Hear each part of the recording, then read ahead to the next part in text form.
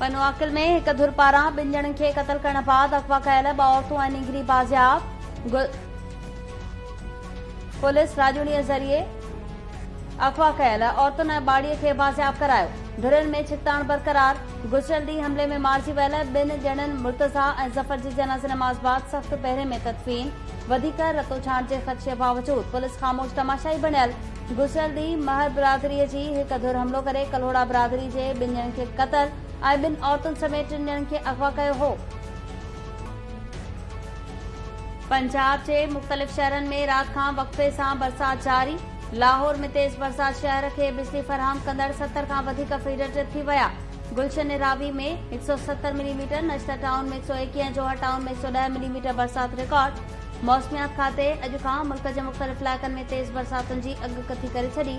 इस्लामाबाद, रावलपिंडी, लाहौर ऐं पेशावर जे भरपासे वारनि इलाइक़नि में बरसात जो सिलसिलो 26 जुलाई ताईं जारी रहण जो इम्कान। बलूचिस्तान जे मुख़्तलिफ़ इलाइक़नि में तेज़ वसकारे जो इम्कान।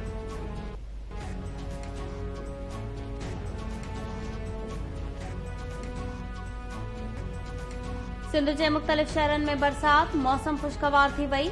मरीद ॼामशोरो थरपारकर थाणो बुला खान, न्यू सईदाबाद काज़ी अहमद उडेरो लाल, सन ऐं ॿियनि शहरनि में वसकारो। कोहिस्तान में वसकारे बाद मुख़्तलिफ़ नयूं वही आयूं, गर्मी जो ज़ोर घटिजी वियो। थरपारकर जे मुख़्तलिफ़ इलाइक़नि में विॼ किरण वाक़िअनि में 1 ॼणो ज़ख़्मी, 2 ढोर मरी विया। कराची, हैदराबाद, मीरपुर ख़ास, शहीद बेनज़ीराबाद, सखर ऐं लाड़कानी डिवीज़न जे मुख़्तलिफ़ इलाइक़नि में बि 2 ॾींहनि ताईं तेज़ बरसात पवण जो इम्कान।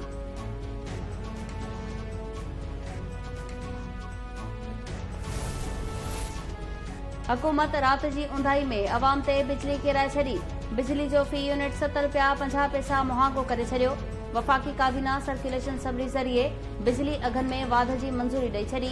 क़ीमतुनि में वाध 1 जुलाई खां लागू थींदी। IMF मुआइदे लाइ बिजली मुहांगी करण जो शर्त रखियो हो।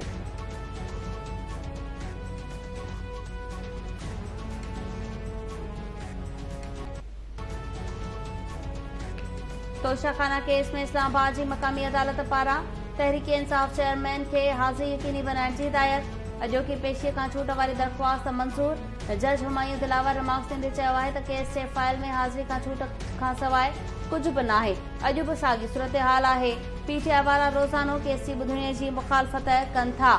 जवाबदार हिकु भेरो ॿीहर पेश न थियो, पोइ बि छूट वारी दरख़्वास्त मंज़ूर कई वई। अदालत पारां PTI चेयरमैन खे 24 जुलाई ते पेश थियण जो हुकुम।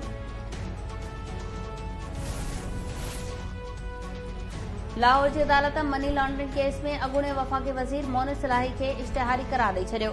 मोनिस इलाही जे ख़िलाफ़ मनी लॉन्ड्रिंग केस जी ॿुधणी थी। मोनिस इलाही समेत 3 जवाबदारनि ख़िलाफ़ चालान जमा।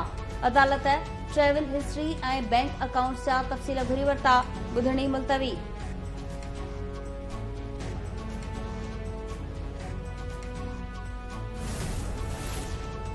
DIG लाहौर शारिक जमालपुर स्टार नमूने फौत, लाश संदसि घर मां मिलियो।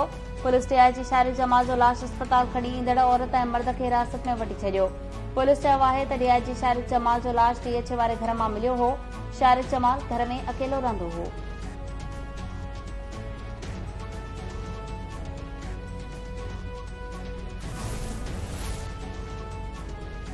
कंदकोट पुलिस पारां 5 ॾींहं अॻु अगवा कयल बाड़ी अलिशा चना खे बाज़ियाब कराइण जी दावा।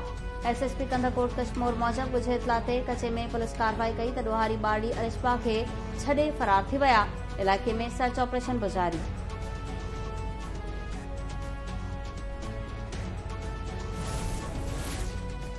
दादू जी अदालत मेहड़ में क़तल थियल 3 ॼणनि वारे केस जी ॿुधणी 4 अगस्त ताईं मुलतवी करे छॾी।